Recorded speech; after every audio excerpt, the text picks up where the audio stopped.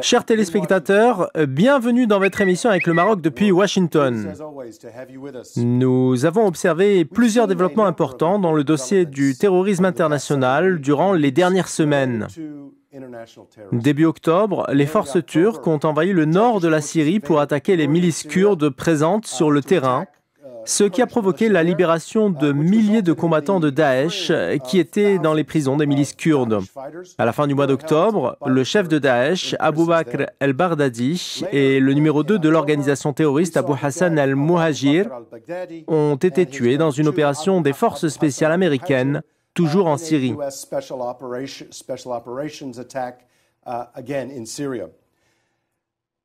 Le 1er novembre, le département d'État américain a publié son rapport annuel sur le terrorisme qui a classé le Maroc dans une position avancée en ce qui concerne les efforts de lutte antiterroriste.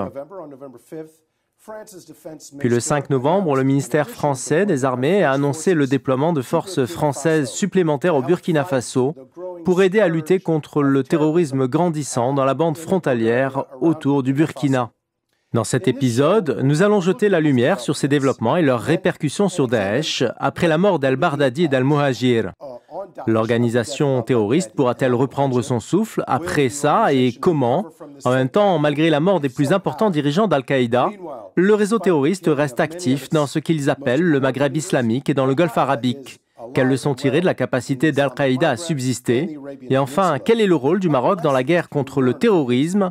La politique du Royaume dans ce domaine a été un vrai succès. Mais à quel degré ce succès va se poursuivre si on prend en considération les zones éloignées et hors de contrôle à ses frontières sud-est? La faiblesse politique de ses voisins représente aussi un réel danger. Comment le Maroc peut se protéger contre cela? Avant de répondre à toutes ces questions, nous nous arrêtons avec l'analyste de l'émission, J.D. Gordon. Il va nous donner un aperçu sur la problématique du terrorisme dans la région. À vous, J.D. Thank you, Adam, for the kind introduction.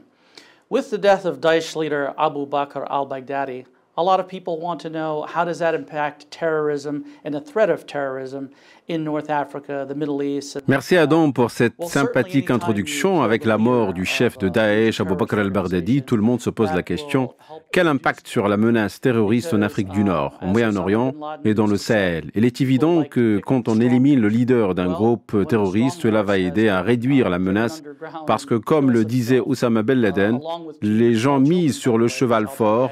Alors quand le cheval fort se tue avec ses enfants comme al-Baghdadi l'a fait, c'est un indicateur de faiblesse et que les gens vont fuir cette organisation. La mort d'al-Baghdadi est un indicateur positif non seulement pour les États-Unis et leurs alliés, mais pour le monde entier.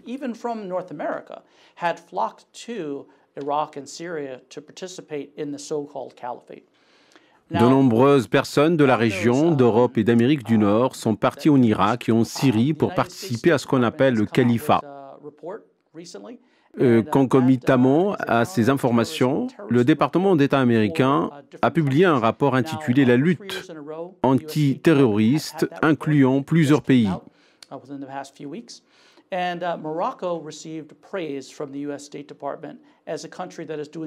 Durant 3 années successives, la politique antiterroriste du Maroc a été saluée. Le Maroc dispose d'une stratégie basée sur 3 piliers. L'approche anticipative qui permet de frapper les cellules terroristes dans leur berceau. Morocco has arrested nearly 500 people and broken up almost 50 terror cells. Effectivement, pendant les 3 dernières années, seulement le Maroc a arrêté près de 500 individus et a démantelé 500 cellules terroristes. Le travail de lutte contre le terrorisme du Maroc est donc remarquable et avec une grande vigilance. Les terroristes sont arrêtés alors qu'ils n'en sont qu'à leur premier pas. Deuxième pilier, le Maroc garantit la coopération internationale et régionale pour resserrer les taux autour des groupes terroristes et de leurs moyens de financement. Le royaume surveille les terroristes et échange les renseignements avec le monde. Il a aussi participé efficacement à la coalition internationale de lutte contre Daesh, ainsi qu'à l'Alliance internationale de lutte antiterroriste. Il travaille aussi avec l'Union africaine, avec de pareils programmes. Pour finir, le troisième pilier et pilier majeur utilisé par le Maroc, c'est la modernisation des outils de lutte contre l'extrémisme. Son approche prend son départ dans le système éducatif par l'encouragement du rejet de toute forme d'extrémisme par le peuple. L'apprentissage religieux tolérant et modéré est aussi encouragé. Il n'existe aucun programme gouvernemental soutenant la radicalisation. Le résultat, c'est qu'on évite au peuple de s'engager dans des actions terroristes dommageables. En définitive, le Maroc joue pleinement son rôle. Il traite aussi la post-radicalisation dans les prisons en travaillant sur la réinsertion des détenus.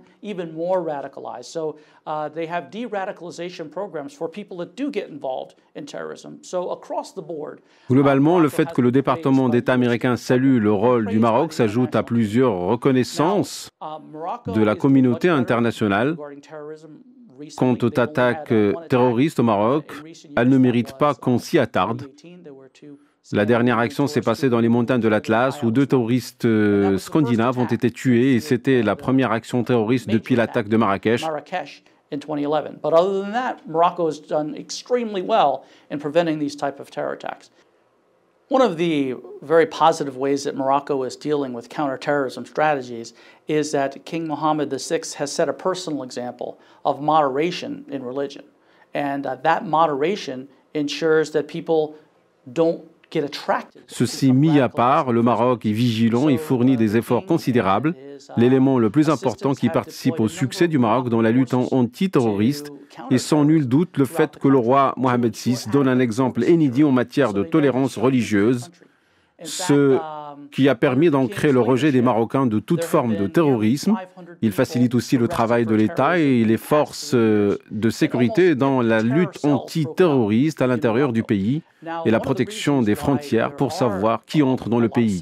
On ne peut dissocier le rôle du roi des différents succès réalisés par le Maroc dans le démantèlement des cellules terroristes. L'une des principales raisons de prolifération de ce fléau à travers le monde, c'est Daesh.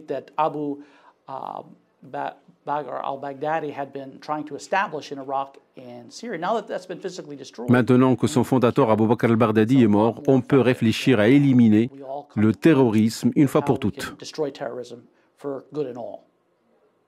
Thank you, JD. And now, let me turn to my guest, Peter Bergen. Merci JD. Je me tourne maintenant vers mon invité, Peter Bergen. C'est l'un des plus grands spécialistes américains des affaires de terrorisme. C'est l'actuel vice-président de la division des études internationales et directeur du programme de la sécurité mondiale et du programme des guerres futures au think tank New America, l'un des plus prestigieux centres d'études ici à Washington. Il est aussi professeur à la faculté de sciences politiques à l'Université de l'Arizona. En plus de ses missions académiques, Peter travaille en tant qu'analyste de la sécurité nationale chez CNN. Il a publié 5 ouvrages sur le terrorisme. 3 d'entre eux sont des best-sellers selon le New York Times.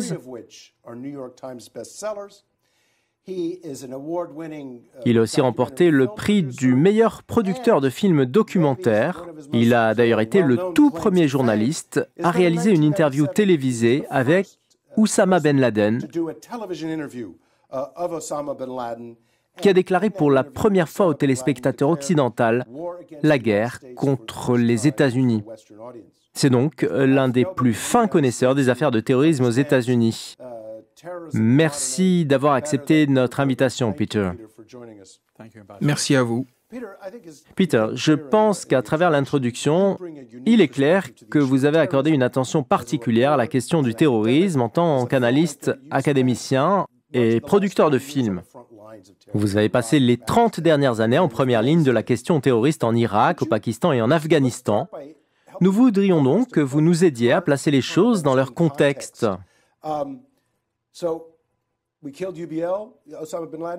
La mort d'Oussama Ben Laden n'a pas sonné le glas pour Al-Qaïda. La mort d'Abu Musab al-Zarqawi n'a pas non plus anéanti Daesh. Au début de l'année, vous avez témoigné devant le Congrès en déclarant ce qui suit. Le mois d'août coïncide avec le 31e anniversaire de la création d'Al-Qaïda. C'est la plus longue durée d'existence d'un groupe terroriste de toute l'histoire. 18 ans sont passés après le 11 septembre. Et Al-Qaïda est toujours capable de diriger ses opérations en Afrique du Nord et en Asie du Sud, malgré les lourdes pertes qu'elle a subies. Comment expliquez-vous la capacité de ces organisations terroristes à subsister?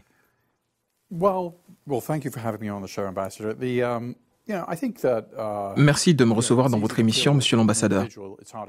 Je crois qu'il est facile de tuer un individu, mais il est difficile de tuer ses idées. Malgré le différend entre Al-Qaïda et Daesh, ceci n'occulte pas le fait que Daesh est fasciné par Oussama Ben Laden. Il se croit héritier légitime de Ben Laden.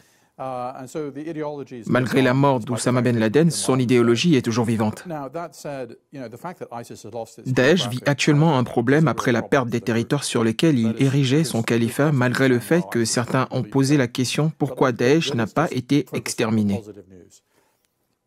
Basons notre réflexion sur les données positives. Il contrôlait une population avoisinant celle de la Bulgarie et sur une superficie similaire à celle du Portugal. Ils ont recruté au sein de leur armée 40 000 hommes et femmes volontaires du monde musulman, de France, de Tunisie, du Maroc, des États-Unis et de plusieurs autres pays. Aujourd'hui, ce chiffre est de 0. Personne ne veut rejoindre une organisation en déchéance parce qu'ils ont échoué. La mort soudaine d'Abou Bakr el-Baghdadi ne les sert pas parce que celui qui lui a succédé n'est pas du tout connu, si ce n'est par sa prétendue appartenance à la tribu de Quraïsh à laquelle appartenait le prophète Mohammed. Et c'est l'une des conditions pour diriger Daesh. Partant de là, regardons le côté positif. Daesh a perdu de grands territoires et un grand nombre de ses dirigeants.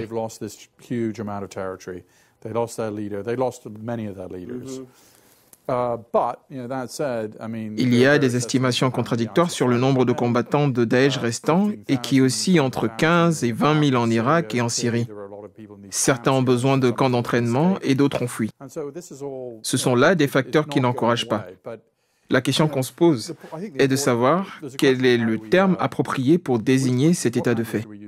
J'aimerais ici utiliser le terme gestion.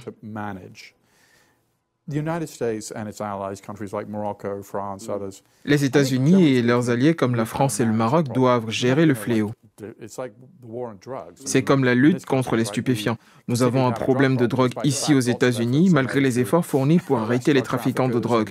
Le problème réside dans la bonne gestion du fléau au niveau régional.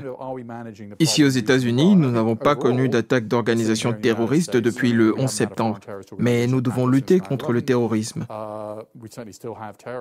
En parlant du Maroc, c'est un pays qui a brillamment réussi à limiter les attaques terroristes.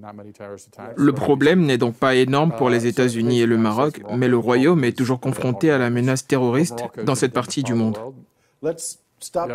Bien, nous allons marquer une courte pause. Et juste après, nous allons nous arrêter sur votre vision futuriste de la région et du rôle du Maroc. À tout de suite.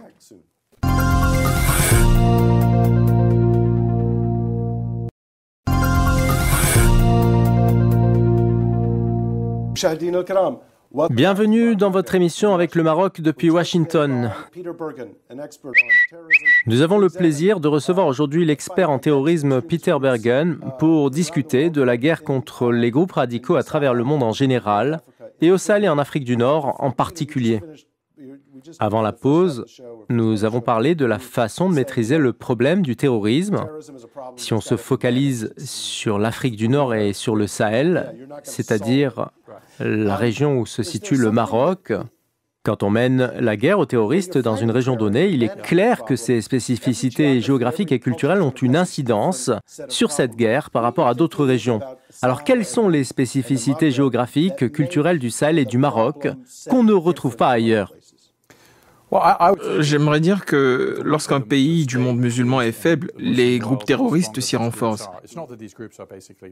Pas nécessairement parce qu'ils sont forts, mais parce qu'ils ciblent les pays faibles. En Libye, ils étaient fortement présents jusqu'en 2016, quand les États-Unis ont mené une grande opération militaire sur Sirte, et ils ont été évincés. Et dans toutes les régions qui sont hors de contrôle du gouvernement, ces groupes s'activent et proposent de l'argent pour attirer les volontaires.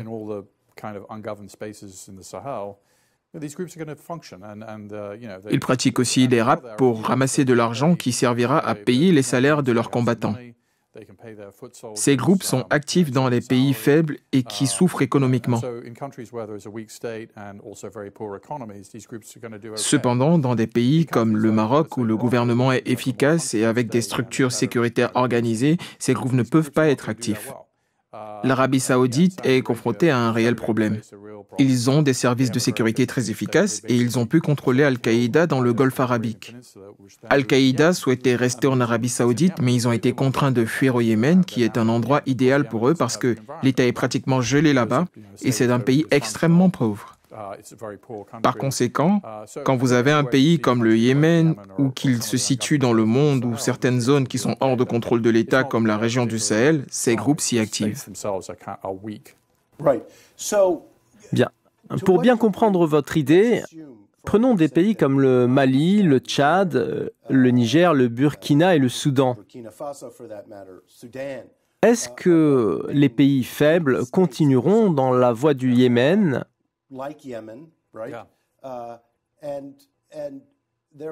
Et ce sont toutes des zones où les terroristes s'alimentent avec un environnement propice pour ramasser de l'argent et créer des problèmes.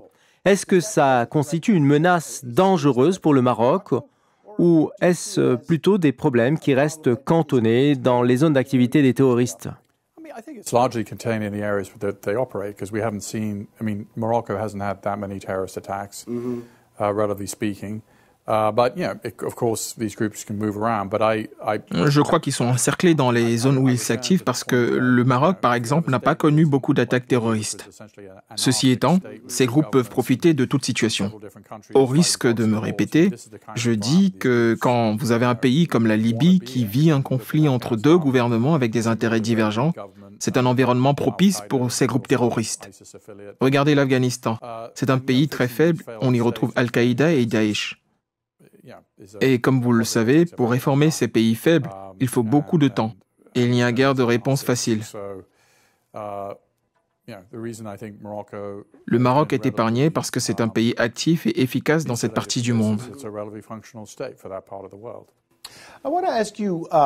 J'aimerais vous poser une question relative aux extrémistes chiites et aux extrémistes sunnites, s'il est juste de les comparer. Il y a des groupes chiites appuyés par certains pays. Le Hezbollah est soutenu par l'Iran. Le Hamas bénéficie aussi du soutien de certains pays. Est-ce que c'est un problème posé avec les groupes sunnites extrémistes, que ce soit Al-Qaïda, Daesh ou toute autre organisation?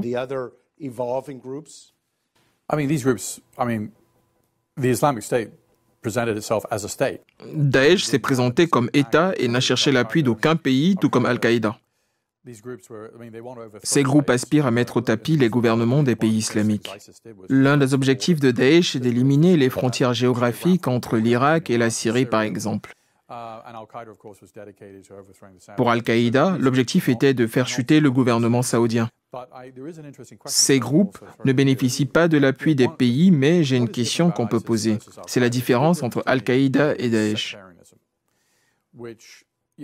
La seule différence, à mon sens, c'est le communautarisme. Si vous revenez au discours de Ben Laden, il n'a jamais appelé à mener la guerre contre les chiites.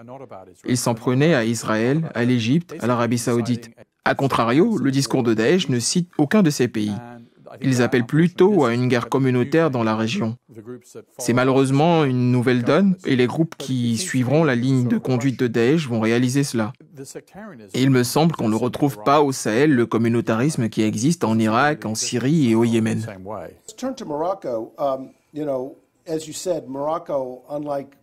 Passons au Maroc. Comme vous l'avez dit, le Maroc ne ressemble pas à la plupart des pays de la région. Il est efficace dans la lutte antiterroriste, et cela grâce à la stabilité dont jouit le royaume, avec une politique plus ouverte. Le Maroc aussi a pris le problème du terrorisme à bras-le-corps en fournissant de grands efforts pour se protéger et pour enlever les racines du terrorisme au sein de la société. L'année dernière, le Maroc a démantelé 202 cellules terroristes et encore plus l'année d'avant. Le dernier rapport du département d'État américain a confirmé ces efforts du Maroc.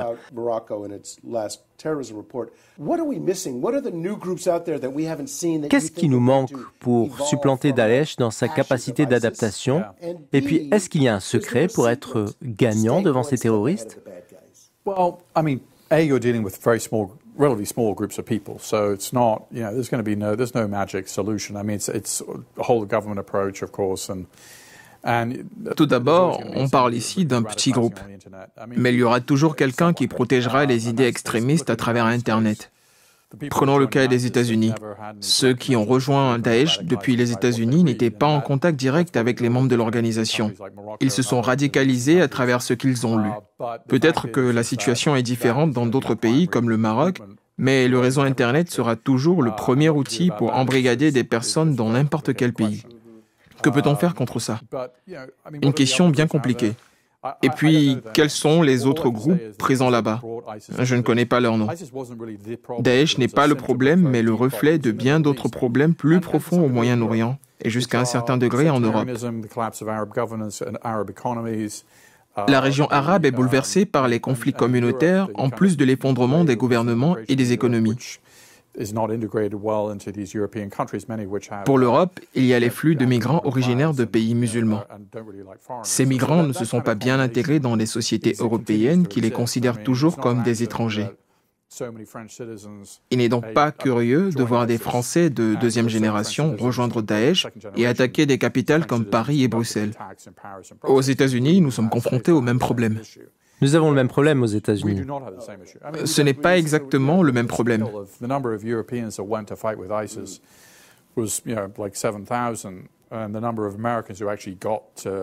nombre d'Européens qui sont partis combattre aux côtés de Daesh avoisine les 7000, alors que les Américains qui ont rejoint les rangs de l'organisation ne dépassent pas quelques dizaines selon les meilleures estimations. Pour ce qui est du Maroc, 1500 personnes ont rejoint Daesh, contre 7000 Tunisiens, mais le problème réside dans la gestion du retour de ces combattants. La majorité d'entre eux ont été tués au combat, alors que d'autres ont décidé de ne pas revenir. Mais tout individu intelligent aura envie de revenir pour recruter d'autres personnes dans la région, parce qu'il est radicalisé et entraîné, et que pour lui, il est préférable d'embrigader d'autres personnes.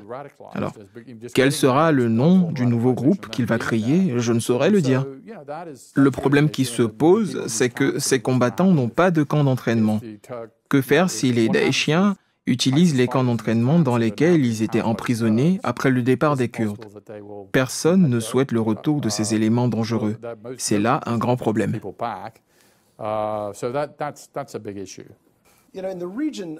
Dans la région, beaucoup de personnes pensent que les terroristes, que ce soit ceux d'Al-Qaïda, de Daesh ou de toute autre organisation, ne peuvent pas réussir s'ils ne sont pas soutenus par les États-Unis.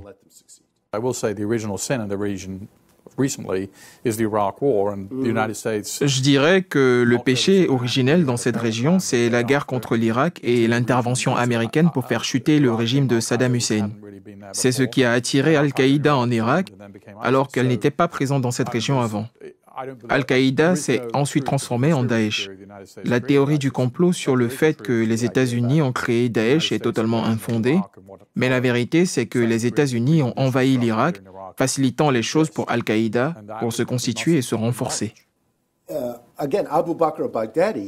Abu Bakr el-Baghdadi et plusieurs Irakiens se sont radicalisés dans les prisons. Le Maroc a tiré les leçons de cette situation en fournissant de grands efforts pour réformer les prisons et réinsérer les détenus extrémistes. Il y a des précédents historiques. Par exemple, Abu Musab el-Zarqawi qui a créé Al-Qaïda en Irak. Il s'est radicalisé dans une prison en Jordanie. Il y a aussi le cas d'Ayman el-Dawahiri, le leader d'Al-Qaïda qui était extrémiste avant d'être emprisonné. Il a quitté la prison en étant plus radicalisé qu'à son entrée. Le système pénitentiaire au Moyen-Orient était un moteur de création de l'extrémisme et c'est là une réalité. Chers téléspectateurs, j'espère que vous avez apprécié notre discussion sur l'origine du problème du terrorisme et des perspectives de la lutte antiterroriste dans le monde musulman et en Afrique du Nord en particulier. Merci pour votre attention. À la semaine prochaine et merci à vous, Peter. Merci, Adam.